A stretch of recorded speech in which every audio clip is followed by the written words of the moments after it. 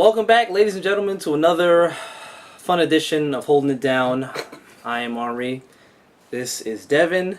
And today we're going to bring to you some fun NFL action, NFL predictions for how the team's going to play out, how everything's going to happen at the end of the season, towards the playoff, Super Bowl, all that fun stuff. So you take a look at the graphic here. I have, it looks like most of the teams that we have we have pretty much the same, it's very similar. It's very similar who's going to be, coming out of each division and who's going to be, kind of making it through to the playoffs. So there are some differences here in the wild card. I see you have the Chargers and the Titans coming out of the AFC. How you feel about that? You feeling good about that?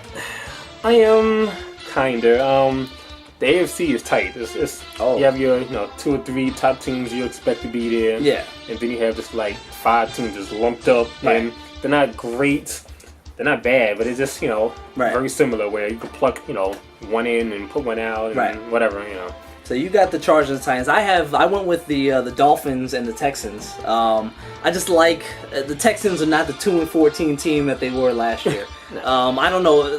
The roster is largely unchanged, but it's just, I guess, guys get healthy. It's a new season. It's just, obviously Schaub is gone. Quarterback situation. Fitzpatrick is not the best quarterback, but he's efficient. He can get the job done. That's really all you ask for because they have the weapons in place. Yeah. And you still have Andre Johnson. You have DeAndre Hopkins coming into his second season, which is really for wide receivers when the light really kind of goes on. So, you hope. But they have that, and they're looking strong already. Foster looks like he would expect him to look. He doesn't look like the crumpled down, hamstring shot, run down, player that he's looked like for really the past 2 years. Yeah. But he kind of looks re-energized. Maybe he's on a new diet. I don't know. Whatever. But I got them going through. Is he on a vegan diet though? He wasn't. I don't know if he's still on the vegan diet. Yeah. I mean, he's. Historically he was a vegan, but I don't know if maybe he changed it. Maybe he changed it, add some extra protein into his diet, gave him that extra, healing for his muscles. But I don't know. Look, same thing we have here in the NFC. Like I said, the division winners are. It's not going to change, based on smart money is going to be on the teams that are going to be coming out of these divisions. It's hard to bet against those teams. But once again, we vary a little bit as far as the wild card goes, which is where you have room to play with a little bit. Yeah. So you have the 49ers and the Falcons. You feel about the 49ers? Feel good about the 49ers? Not good enough to win a division, of course. No. I mean, they still could. Yeah, they need help, of course. Oh, they need help. Seattle they need half the Seattle defense to get injured, but yeah. Yeah, so, but of course, all these picks, though, injuries is, Well, obviously, that could change. Any of these teams could really drop in or out if one guy gets hurt. So this is, boring. Everyone stay healthy and correct. all that Which good never stuff. happens, but... Well, it is the NFL, so... Exactly. But yeah, the Falcons, they, another team who could actually win the division, could win the South. They could. But, poor. They played poorly last year. Well, yeah. Well, Julio Jones out for the year last year. Roddy White played hurt ankle pretty much the whole season. Yeah, I don't know. It'll be interesting. But I have more faith in those two teams than I do the teams, like the Bears, the Lions, those teams. The Cardinals. The light seemed to come on this season. Obviously, with everybody healthy. Yeah. What did Matt Ryan throw for in the first game? 448 yards, some craziness like that. So throwing, clearly they are back in stride. So you gotta like the Falcons. Although I don't like them enough to put them in. I have for the wild card. I got the Bears and the Lions. Teams from the North? Hey, I'm going with 2 teams from the North. I just like the Bears' offense. Like, I know they have no defense. We've established that already, but neither do the Falcons. But the Bears' offense is just so dynamic. I like the offense better than the Falcons personally because just the real turning factor in that is Matt Forte.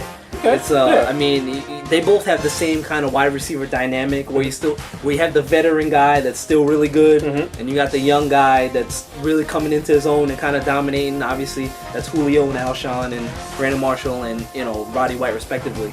But you throw in Martellus Bennett to the mix. You got Matt Forte out of the backfield. It's just, and it's not that Steven Jackson, he's nice, but he's past his prime. He's well past his prime at this point. He's really the tear is really starting to show on the tires. But he's in the guy he was, St.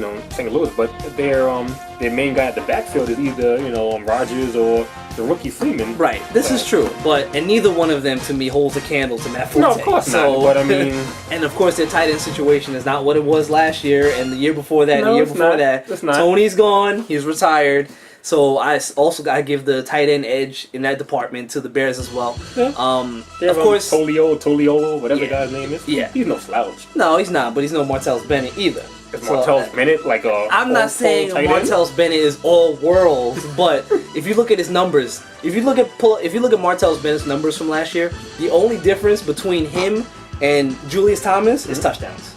All other numbers are the same comparably, receptions and yards. So.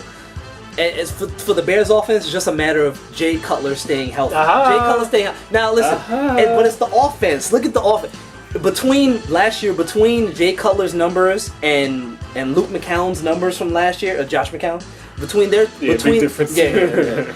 their numbers last year, that would have been for third best as far as quarterback numbers in the whole league. Yeah. So collectively. Yeah. But so all those go to Jay as long as he stays healthy. That's all it is. What do you mean no? No. Josh McCown numbers were a little better. Don't give me just because he threw a few less interceptions. Listen, give me the man. Give me the gunslinger. I'm a gunslinger guy. I like the Brett Favre mentality. I'm gonna sling. I like the guy that's gonna throw 4 touchdowns and 2 interceptions. I don't care. I'll take the 2 pick. Give me 4 touchdowns. I'll take the 2 interceptions. Like I'll take that over the 2 touchdowns, no interceptions. Okay, hey. And he's gonna throw for 350. He's gonna more chances than not. He's gonna throw a pick. He might throw 2 touchdowns, 1 pick, 3 touchdowns, 1 pick, maybe 3 touchdowns, 2 picks, or 4 picks. No touchdowns. Wow, no, there's no way that's happening. This offense is too good. It's too good. And same thing with the Lions, which is why I put the Lions in. Calvin Johnson, he is uncoverable. And if you try to. And the dynamic of adding Golden Tate to this offense is genius because if you double Calvin Johnson, you're leaving Golden Tate with single coverage, and he proved already in the first game. Like I said, Golden Tate is not a number 1 receiver. No, he's not. But he is a great number 2 receiver, and this is exactly he's okay for a number 2. Yeah, he's great. This is exactly what you want him to be. He's a prototypical number 2 wide receiver. You have the best receiver in football playing on the other side of you. Mm-hmm. All your numbers stand to inflate. And it's already shown in the first game. What do you have, like 8 catches for 90-something yards or something like that? He's going to have that season. He's going to have over that. Golden Tate will probably go for somewhere between 11 and 1,200 yards with 80 catches. You can book that. You book that. Book that? Book that right today. Book that today, September 13th. On Holding It Down. Has he ever had 900 yet? On Holding It Down. Or 800? In this offense, playing opposite Calvin Johnson, that man will have at least 1,100 yards with 80 catches. Book that. Okay? So he'll do that, but yet the previous year, the Nate Burlesons and the You're not about to listen. Is he better than Nate Burleson? Yes. Can you definitively say that? Yes. Golden State's better than Nate Burleson. He has more talent than Nate Burleson. Yes. Nate Burleson was a good player. So was he. He was very good at what he did. He was a good player. He's a good player now. He's coming into his own. He's evolving because of his role in the offense. Before it was different because he was asked to do number 1 receiver type duties. He doesn't have to do it because when Percy Harvin was hurt, he was technically the number 1 receiver. Even before Percy's been there, he's been the number 1. Correct. And now next to Sidney Rice, who correct. So they had no receivers. And now past, I don't know how many years. He is the unquestioned number 2 receiver. There's no doubt about that. Okay. So he's gonna see single coverage against. Not only is he gonna see. Hold on now. Not only is he gonna see single coverage, but he's not seeing the best cornerback the other team has to offer anymore. Okay. That's going to Calvin Johnson now. Okay. So now he's seeing the second best or third best cover guy that the team has to offer. But again, yes, he had a good first game, whatever. But this guy's got hands. He runs good routes. Okay, yes. But the thing is, with the offense you talk about, whatever, they have a lot more weapons than him. So this is you're true. saying 1,200 but yards. You know what? They do. Passes going to Ebron.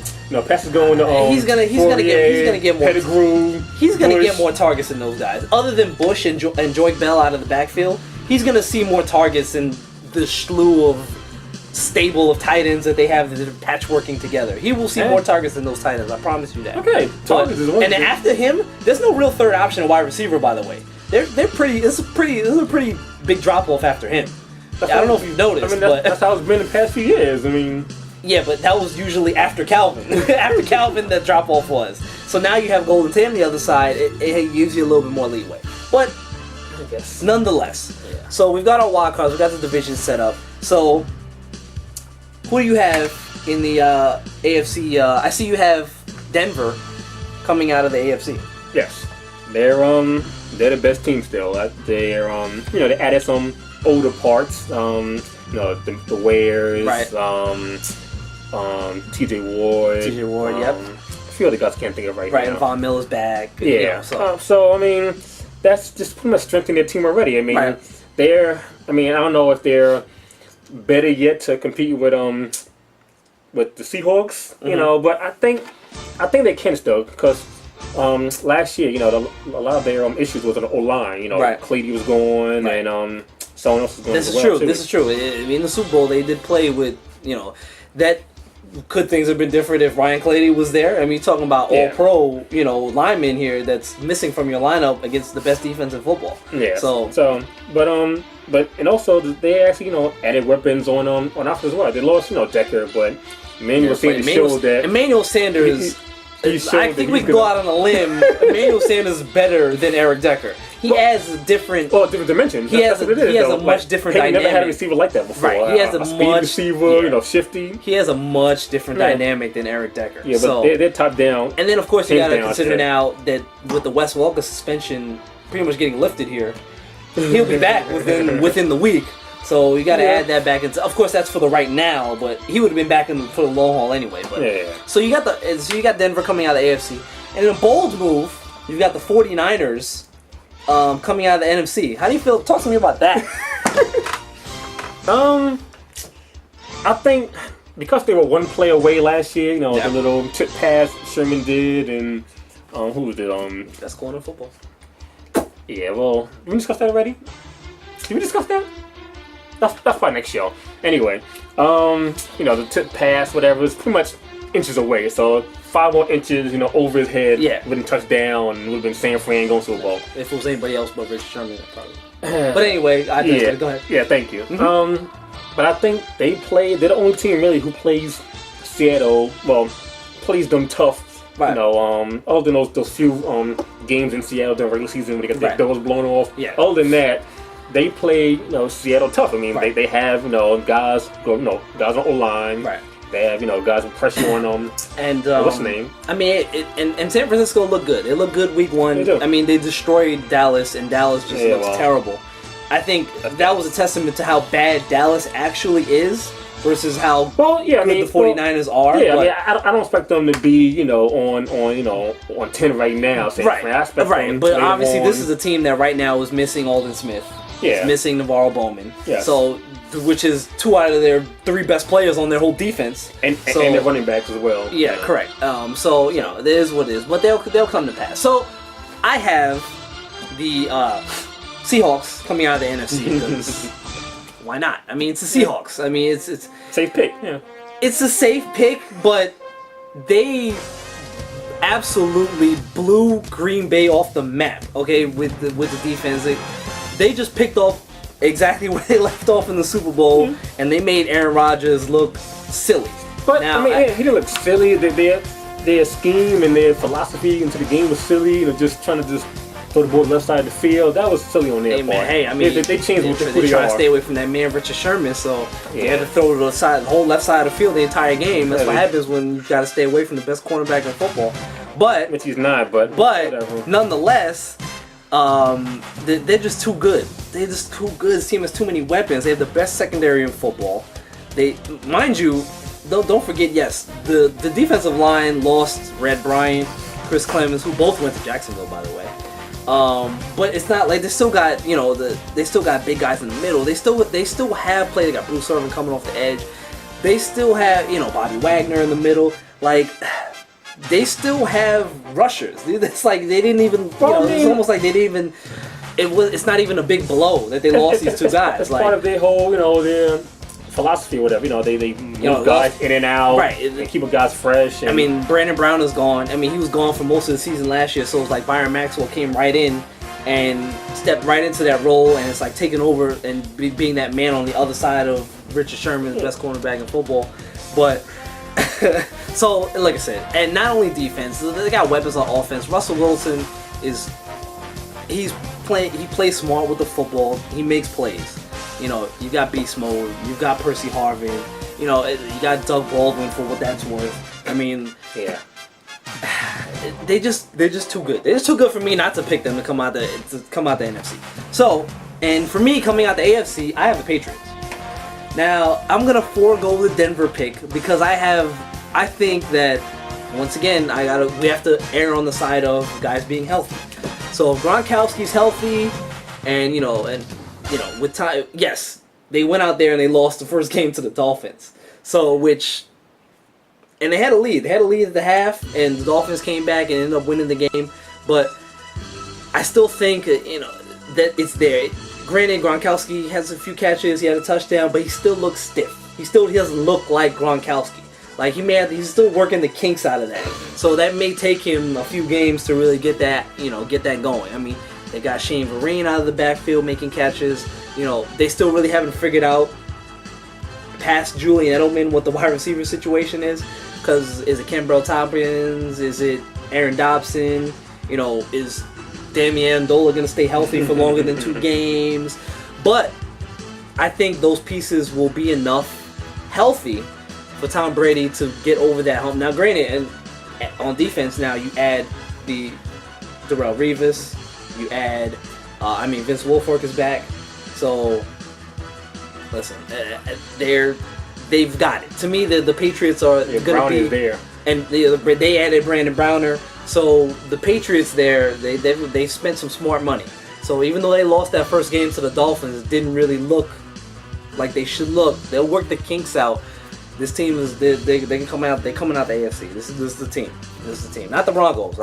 And it's hard not to pick the Broncos, but I'm going with the Patriots. So I've got Patriots, Seahawks in the Super Bowl. You've got 49ers and the Broncos. Who you got winning the whole thing? Well, I think it's the third time the charm for Peyton and the Broncos. They say. Lost in the divisional round first year. Yep. Last year Super Bowl. And this year they're gonna win it. They're gonna win it. I mean, it's Broncos 49ers. That would be an interesting matchup. Obviously similar to a Broncos Seahawks Super Bowl from last year. I mean, it's gonna be offense against defense. Obviously. Well, but the same friends, our friends, this year I think won't be as shabby. It won't be like just passes pounded, and a few passes. You've got Michael Crabtree healthy. Obviously, you still have Vernon Davis. You got Anquan Bolden. You got Stevie Johnson. That's right. You still have Frank Gore coming out the backfield. You now have Carlos Hyde, which he's already proven that it's his job when Frank Gore. This is Frank Gore's coming to the end of his line here, and Carlos Hyde will be their running back of the future. So Colin Kaepernick adds a different dynamic, a similar dynamic to Wilson, but I think more so for running. Yeah. I mean, and also more, taking shots down the field. Correct. Yes, absolutely. So you got Denver winning.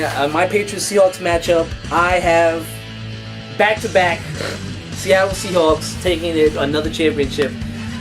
If I have them, listen, I have Seattle having the best record in the NFC, and if they have home field advantage again, and the road has to go through Seattle, I don't see anybody beating them in the first place. So coming out the NFC again, whoever they face, and I have them facing the Patriots, I just have them beating up on whoever it is again, and taking another title home back to Seattle. Unprecedented, because I don't know when's the last time. When was the last time we had a back-to-back? Was it Patriots? So look at that. That would be in nice fashion of like passing the torch. Like Patriots, they would just beat up on the Patriots, take that dynasty, that whole dynasty thing. 12 years later. 12 years later. The torch. The whole back-to-back. The Seahawks come right in and scoop that up. They're just too good. They're just too good for me. I'm sorry. They just look too They're beatable good. At home, though. They're beatable. They're beatable last year in the season. I think they're beatable on the road. The Bucks beat them last year in Century Link. Yeah, but what's and that say? It's a win, right? It's still a win. It's a win, but it's the Bucks. And the Niners should anybody loses to, you can lose a fluke game here and there. It's the NFL. It's the NFL. Come on, everybody loses a fluke game here. It's the Bucks. The Bucks weren't good last year. I mean, okay, but I got the Seahawks winning it all back to back. You've got the Broncos. I mean, this is all apples and oranges. It can go either way. Injuries obviously have a big toll on things. The pendulum could swing either way, but I don't see anybody beating the Seahawks. But like I said, the way the Broncos could just as easily get in there, from the way I have my bracket set up and win the whole thing. But, it is what it is. You got any parting shots for the predictions this year? Nah, I just can't wait. I tell you what. Boss Scott. Give me a can't wait. Yeah, you're right. Give me outside from our predictions here, give me a total X Factor bold prediction. Give me your bold prediction for this year. Whether it be who you think is going to be MVP, who may sneak in and win a division, whatever. Give me a bold prediction for this year. Bold? Yeah, give me a bold prediction. I'll give you like a, maybe the Saints might get in there, maybe, or the wildcard picks, and they might get in there and do something. But as far as going out on a limb, yeah, give me go out on a limb. Give me bold. I want bold. That's not bold. That's the Saints. They could give me bold, like real bold. Since you're talking about passing the torch and all that other stuff earlier. Yeah. What if the Colts go in to Denver, beat Peyton, go to Super Bowl? Now that's bold. And win it? Yeah, why not? Now that's bold. That's what I'm talking about. Get your Seahawks. That's even bolder. You have trumped yourself. That is bold on top of bold. I like it. Here's my bold prediction for this year. The Jacksonville Jaguars go to the AFC Championship. I should have saw it coming. Now, granted, that's bold enough as it is. I won't take it a step further than that. But the Jacksonville Jaguars sneak into the playoffs in a wild card spot and go to the AFC Championship game. Bam! How do you like that? This is holding it down. I am Henri. This is Devin. Predictions. I fall for that every time. You do fall for it every time. Bold predictions, NFL predictions. We got it covered. See you guys next time.